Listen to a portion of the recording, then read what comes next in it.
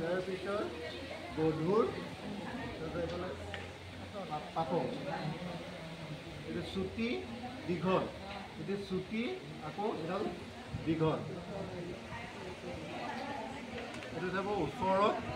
দূৰৈত ওচৰত তলত ওপৰত তলত ওপৰত এইটো যে বাহিৰ ভিতৰত এইটো ভিতৰত এইটো বাহিৰত মই বনাইছোঁ এইটো একৰ আৰু সংখ্যাৰ লগত পৰিমাণ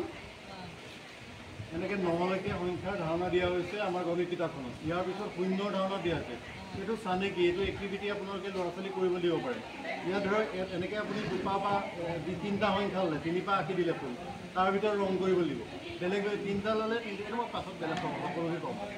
তাৰপিছত মাজৰ সংখ্যা আগৰ সংখ্যা এনেকৈ 8 9লৈকে সংখ্যাবিলাকৰ ধাৰণা দিয়া হৈছে তাৰপিছত শূন্যৰ ধাৰণাটো দিয়া হৈছে বছ কিতাপখনৰ কাম সিমানেই গম পাইছেনে এইটো সুবিধাকৈ বনাই লৈছে